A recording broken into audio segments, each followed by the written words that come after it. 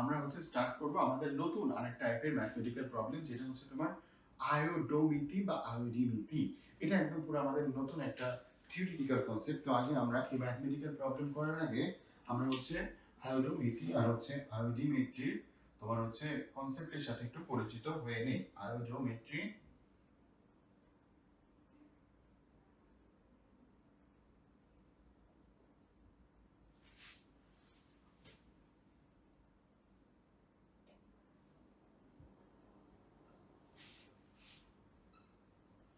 আমরা বলা হচ্ছে এটাকে তোমার আয়োডোমিতি, এটা হচ্ছে আয়োডিমিতি।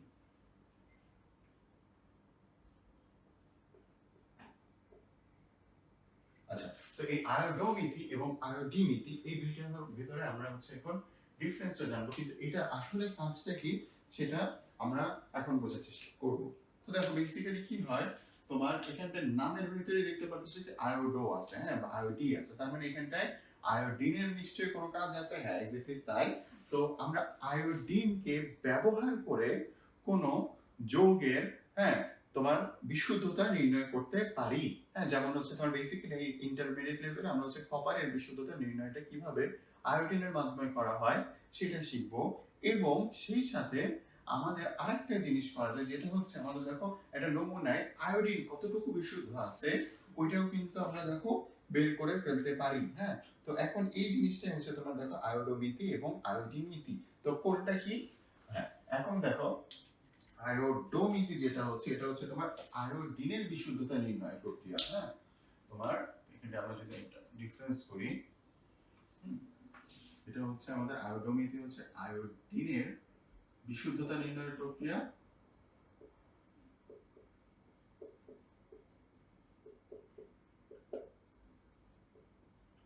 আর আয়োডিমিতি যেটা আছে এটা হচ্ছে আয়োডিনের মাধ্যমে কোনো একটা মৌলের বিশুদ্ধতা বা কোনো একটা যৌগের বিশুদ্ধতা, কোনো একটা আয়নের বিশুদ্ধতা।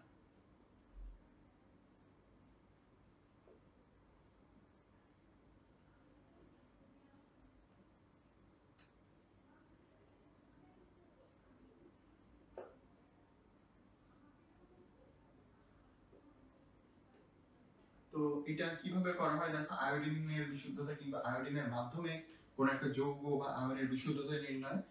এটার জন্য হচ্ছে আমাদের আবার আবার হচ্ছে আমাদের একটু এই জারণ বিজারণ বিক্রিয়াতে আসতে হবে। হ্যাঁ, আমরা যেরকম জারণ বিজারণ বিক্রিয়া অনেকগুলোর ক্ষেত্রে দেখেছিলাম, এদের ক্ষেত্রেও আমাদের হচ্ছে কিছু জারণ বিজারণ বিক্রিয়া আছে আয়োডোমেট্রির ক্ষেত্রে। তো দেখো এটা কি রকম, এটা হচ্ছে তোমার এই যে দেখো আমাদের আয়োডিন যেটা আছে, আয়োডিনের সাথে তোমার হচ্ছে এই যে সোডিয়াম থায়োসালফেট Na2O3 এটার বিক্রিয়া করে তোমার হচ্ছে কি পাওয়া যায় দেখো, এটার বিক্রিয়া করার ফলে আমরা হচ্ছে এখান থেকে যেটা পাই সেটা হচ্ছে তোমার সোডিয়াম আয়োডাইড পাই আর হচ্ছে এই Na2S4O6 পাই। হ্যাঁ, এখন এই বিক্রিয়াটা যেটা আছে এটার হচ্ছে আমাদের সমতা করা শিখতে হবে। হ্যাঁ, ওই যে জারণ বিজারণ অর্থ বিক্রিয়াতে এখানে জারণ বিজারণ হয়, এখানে আমাদের জারণ বিজারণ বিক্রিয়ার অর্থ বিক্রিয়াটা করা শিখতে হবে। আচ্ছা, এটা আমরা শিখবো, ঠিক আছে। তো আর কি ব্যাপার এখানটায়, এটার মাধ্যমে আমরা হচ্ছে আয়োডিনের আসলে বিশুদ্ধতা কত পার্সেন্ট আছে সেটা কিন্তু বের করে ফেলতে পারি। হ্যাঁ, তো একটু দেখি আমরা হচ্ছে আগে এই বিক্রিয়াটা একটু সমতা করার চেষ্টা করব। তো দেখো আমাদের এখানটা যদি বিক্রিয়াটা একটু সমতা করার চেষ্টা করি, আয়োডিনের এখানটা হচ্ছে জারণ মান 0, এখানটা হচ্ছে আয়োডিনের -1, হ্যাঁ, তারপরে হচ্ছে সোডিয়ামের এখানটা +1, এখানটা সোডিয়ামের +1। আচ্ছা, থায়োসালফেটের এই এস এর ইয়াটা কত, জারণ মানটা কত,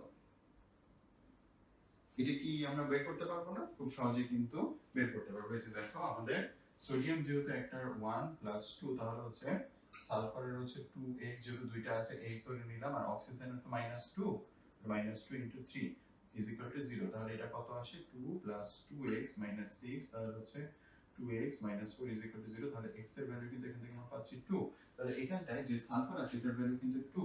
আচ্ছা, আর এখানটায় যে দেখো সোডিয়াম আছে এটার ভ্যালু +1 আছে ঠিকঠাক মতো, কিন্তু এই সালফারের ভ্যালুটা কত হবে দেখো তো।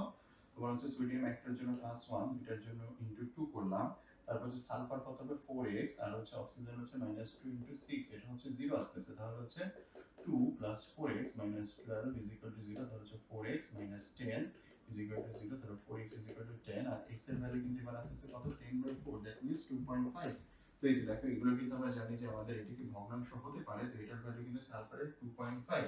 তো এখন দেখি আমাদের এখানে কি হলো, আয়োডিনের ভ্যালু হচ্ছে তোমার 0 থেকে -1 হইছে, অর্থাৎ এটা কমে গেছে। আর সালফারের ভ্যালু হচ্ছে 2 থেকে 2.5 হইছে, তার মানে এটা বৃদ্ধি পাইছে। আচ্ছা, যদি আমাদের দেখো এরকম বৃদ্ধি পায় তাহলে ওইটাকে আমরা কি বলি বলতো? যদি চার্জ বৃদ্ধি পায় তাহলে ওইটার নাম দিই আমরা বিজারক, আর যদি চার্জ কমে তো ওইটার নাম দিই হচ্ছে আমরা দেখো জারক।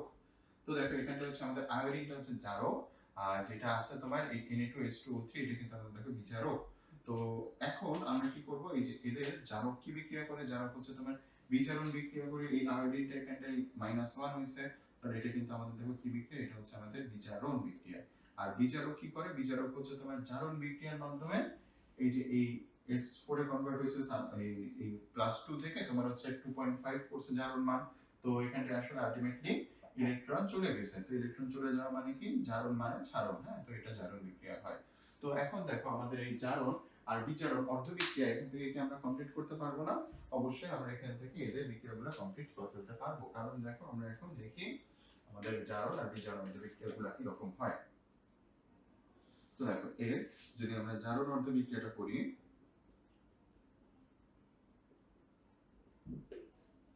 তো কিরকম হচ্ছে জারণ অর্ধবিক্রিয়াটা, দেখো I2 যেটা আছে, I2 টা আমাদের হচ্ছে ভেঙে যাচ্ছে ভেঙে যাচ্ছে ভেঙে যেয়ে হচ্ছে তোমার কি ফর্ম করতেছে, দেখো দুইটা I মাইনাস ফর্ম করবে, হ্যাঁ, এটা হচ্ছে দেখো দুইটা I মাইনাস, কারণ I2 যেহেতু আছে তো একটা আয়োডিন না কিন্তু দুইটা আয়োডিন আছে, তো এই I2 কিন্তু আসলে আমাদের আলটিমেটলি দুইটা I মাইনাস প্রোডিউস করতে সক্ষম। আর হচ্ছে আরেকটা রুলস কি শিখছিলাম, দেখো আমাদের এই যে ইলেকট্রন সমতাকরণ, তাই না, আমাদের এখানে তো ওই যে চারটা পয়েন্ট দেখছিলাম, এই চারটা পয়েন্টের ভিতরে কিন্তু প্রথম পয়েন্টে লিখলাম যে আমাদের যে চার্জ অনুযায়ী তোমার এই বিক্রিয়ক এবং উৎপাদকে তোমার হচ্ছে বিক্রিয়ার উভয় পাশে লিখলাম। তারপরে হচ্ছে বিক্রিয়ক মানে ওই যে জারক এবং তার সংশ্লিষ্ট উপাদানকে ওইভাবে লিখলাম। তারপরে 2 নাম্বার আর 3 নম্বরে যেহেতু অক্সিজেন এবং হাইড্রোজেন সমতাকরণ ছিল, তো ওগুলো যেহেতু এখানে নাই তাহলে এটা করতে হচ্ছে না। তো এখন আমরা যেটা করব সেটা হচ্ছে কি, সেটা হচ্ছে যে এখানটায় ইলেকট্রন সমতাকরণ করব। ইলেকট্রন সমতাকরণ কি বলে? ইলেকট্রন সমতাকরণ বলে যে যেই পাশে যতগুলো পজিটিভ চার্জ বেশি সেই পাশে ততগুলো ইলেকট্রন যোগ করতে। তাহলে দেখো আমাদের এই যে এখানটা দুইটা নেগেটিভ চার্জ আছে, এখানটা শূন্যটা নেগেটিভ চার্জ, তাহলে এখানটা হচ্ছে তোমার চার্জ -2 আর এখানটা 0। তাহলে পজিটিভ চার্জ কি, যে 0 এর দিকে বেশি না, মাইনাস, এটা তো তোমার মাইনাস ভ্যালু আর এটা তো 0 ভ্যালু, তাহলে এই বাম সাইডে কিন্তু আমাদের কি বেশি বলো, পজিটিভ চার্জ বেশি। তো আমাদের কিন্তু বাম সাইডে দুইটা ইলেকট্রন যোগ করতে হবে, হ্যাঁ, তো আমি বাম সাইডে দুইটা ইলেকট্রন যোগ করে দিলাম। তো এটা গেল আমাদের দেখো জারণ অর্ধবিক্রিয়া। এরপরে আমরা দেখব হচ্ছে দেখো আমাদের বিজারণ অর্ধবিক্রিয়া। তো দেখো আমাদের বিজারণ অর্ধবিক্রিয়াটা কি রকম হবে, আমরা যদি দেখো আমাদের বিজারণ অর্ধবিক্রিয়াটা দেখি,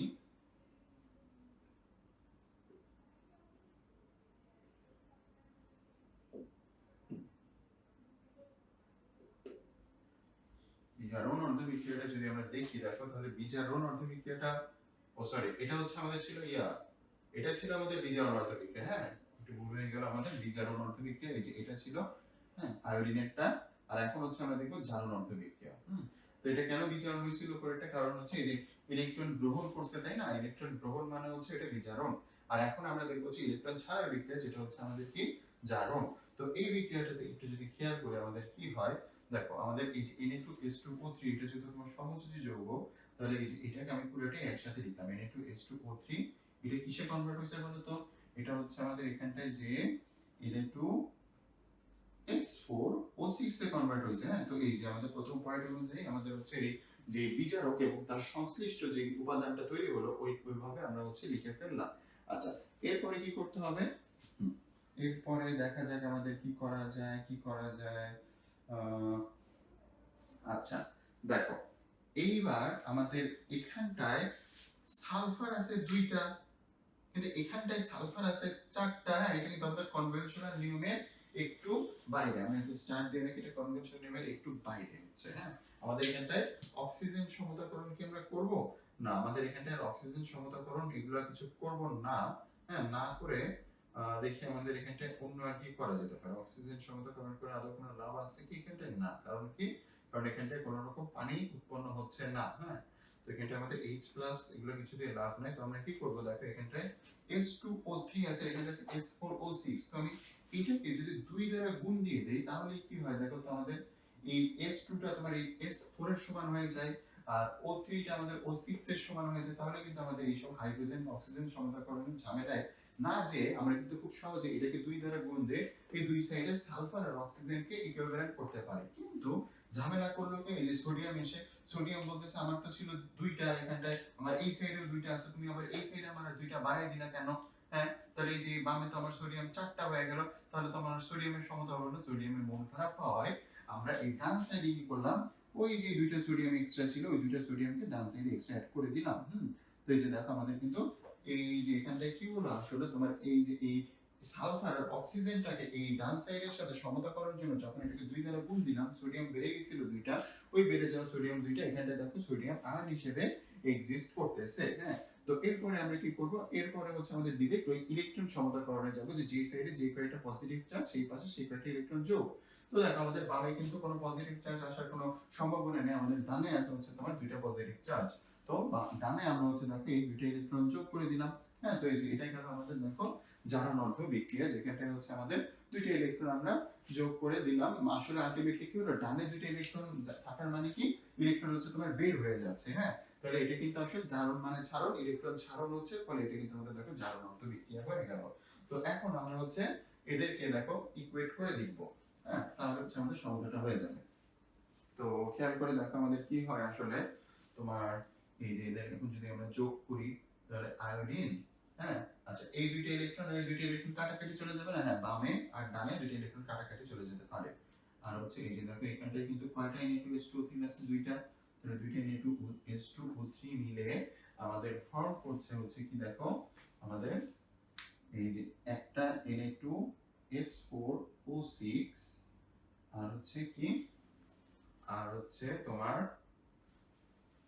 দুইটা সোডিয়াম আয়োডাইড, মানে দুইটা সোডিয়াম আয়ন, আগে এটা দেখি দুইটা সোডিয়াম আয়ন আর হচ্ছে এখান থেকে দুইটা আয়োডাইড আয়ন। এটা হলো এই দুইটা বিক্রিয়াকে আমাদের যোগ করার পরের অবস্থা।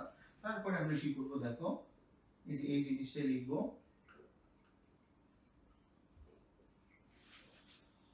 বিক্রিয়াটা কি হচ্ছে আমাদের দেখো, এরপরে যে Na2S4O6 হয়ে যাচ্ছে আর হচ্ছে সাথে এই যে দেখো দুইটা সোডিয়াম আয়ন আর দুইটা আয়োডাইড আয়ন যুক্ত হয়ে কি করবে বলো তো, দুইটা সোডিয়াম আয়োডাইড তৈরি করবে।